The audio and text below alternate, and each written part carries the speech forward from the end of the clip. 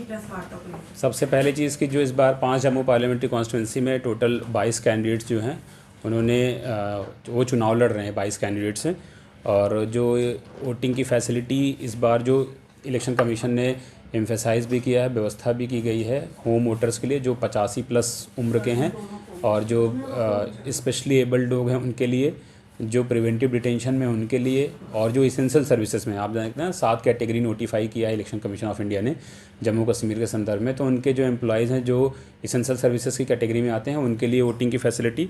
और लास्ट बार आपको बताया गया था कि जो अर्बन एरिया है उसमें वोटर टर्नआउट बढ़ाने के लिए स्वीप की जो एक्टिविटीज़ हैं उस पर कैसे जोर दिया जा रहा है, कौन कौन सी एक्टिविटीज़ की जा रही हैं। और हमारा इन्फोर्समेंट लेवल प्लेइंग फील्ड के लिए किसी तरीके से कोई गड़बड़ी ना हो, और जो कोई गलत तरीके से अगर इन्फ्लुएंस करने की कोशिश करें उनको पकड़ना है, और इन्फोर्समेंट ग्राउंड पे सबके लिए लेवल प्लेइंग फील्ड। तो इस पे मेजर 5 पॉइंट पे इस बार जो प्रेस कॉन्फ्रेंस है उस पर रहेगी।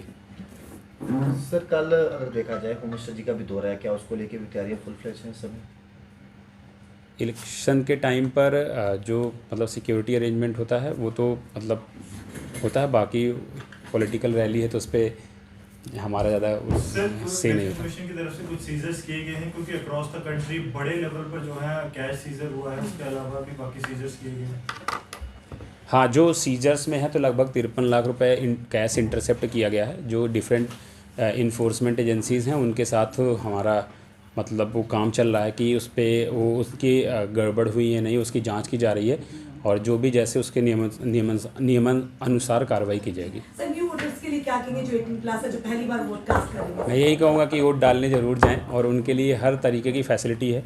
अब जैसे आपने होम वोटर्स 18 साल के ऊपर जो अभी हैं उनको वोटिंग का बताया है, तो मैं उनको रिक्वेस्ट करूँगा कि वोट डालने ज़रूर जाएं। और स्वीप का प्रोग्राम उनके लिए किया भी जा रहा है। हम मतलब जिस तरीके से उनको प्रेरित कर सकें उस तरीके से जो जिला निर्वाचन का पूरी टीम है वो पूरी तरीके से लगी हुई है कि हर कोई वोट डालने जाए, और हम व्यापक तरीके से मतलब बहुत अच्छे तरीके से वो कर सकें, लोगों को जागरूक कर सकें कि वोट डालने जरूर जाएं। सर इलेक्शन कमीशन जो है देश के कई हिस्सों में जहां हेलीकॉप्टर का प्रयोग हो रहा है, हेलीकॉप्टर पर भी छापेमारी कई जगह की गई है। क्या आपकी जो इस कॉन्स्टिट्यूंसी है किसी कैंडिडेट की तरफ से हेलीकॉप्टर यूज़ किया गया है, उसकी क्या जांच की जा रही है? अभी तक कोई यूज़ नहीं किया गया। बाकी यही बात आप जो पूछ रहे हैं सारा कुछ नियम संगत है, नियम जिस हिसाब से कहता है उसके हिसाब से किया जाएगा। इस बार बदलाव क्या किए गए हैं सर? इस बार तो ये सबसे इम्पोर्टेंट चीज़ है कि जो होम वोटर 85+ के ऊपर हैं, जिनकी उम्र 85 से ऊपर है, और जो पर्सन विद डिसेबिलिटीज़ हैं उनके लिए तो घर पे वोट कराने की व्यवस्था की गई है, और डेट्स भी नोटिफाई कर दी गई हैं 21 और 22 तारीख। साथ ही साथ जो इसेंशियल सर्विसेज मैंने पहले आपको बताया उसमें भी सारी व्यवस्था है, और इलेक्शन ड्यूटी पर जो लोग रहेंगे उनके लिए भी व्यवस्था है, और जो प्रिवेंटिव डिटेंशंस में हैं उनके लिए भी व्यवस्था है। तो ये 5 जो बिंदु हैं, स्तंभ हैं, इनको कवर किया गया है ताकि कोई भी पीछे न रह जाए। तो प्रिवेंटिव डिटेंशन में जो यूएपी के अंडर भी हैं उन्हें भी ये फैसिलिटी दी जाएगी? हमारे पास ऑलरेडी जो लिस्ट आई हुई है उसमें जो जो कैटेगरी के हैं वो उनका हमने किया है। यूएपी भी है? यूएपीए की कैटेगरी, उसमें वो कैटेगरी एक्चुअली सारा जो भी हैं उनके हिसाब से आई है, तो बताना नहीं, बस प्रिवेंटिव डिटेंशन शब्द आप समझें। आपने लिस्ट दी थी डिस्ट्रिक्ट पुलिस को जिसमें कोई आपने स्क्रूटनी की थी, कोई 5000 वेपन थे जिनके पास, बता सकते हैं उसमें से कितने अभी तक वेपन जमा हो गए हैं, कितने लोगों ने करवाए हैं? जो स्क्रूटनी के हिसाब से जो हमें लिस्ट जो मैंने प्रोवाइड किया था जितने लोग को जमा करना था हो गया है उतना वेपन डिपॉजिट। सारे हो गए हैं। सर, एक चीज़ सर और थी कि जैसे जो कैंडिडेट्स हैं इनके खिलाफ किसी तरह की कोई कंप्लेन जहाँ कोई किसी ने शिकायत की हो कि सोशल मीडिया पे या किसी तरह से किसी कैंडिडेट के खिलाफ कोई शिकायत की और उसके ऊपर कोई कार्रवाई की गई हो?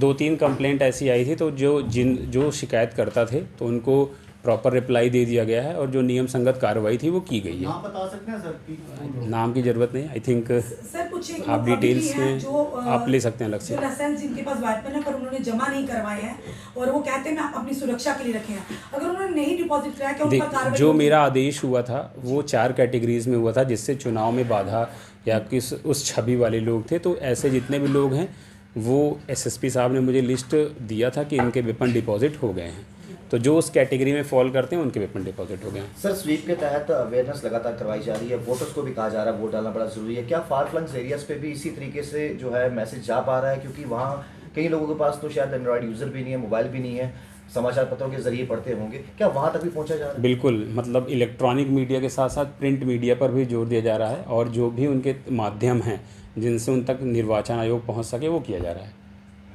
और आपने जैसे पूछा तो जब हम इलेक्शन कंडक्ट कराते हैं तो जो पॉलिटिकल रैलीज़ होती हैं वो हमसे नहीं वास्ता होता है, जो तो उसमें एज अ रिटर्निंग ऑफिसर का कोई रोल, जो हमारे रैली वगैरह होती हैं ऐसी उसमें हमारी सर्विलेंस टीम लगती है और वो पूरा अकाउंटिंग टीम लगती है, वो सारी व्यवस्थाएं कर दी गई हैं ताकि उसका हमारे पास डिटेल्स होता है कि कितने जो भी परमिशन के हिसाब से क्या चीज़ें ली गई थी और कितना दिखाया गया एक्सपेंडिचर, जो बुक कितना होना है वो सारी व्यवस्था कर दी गई है।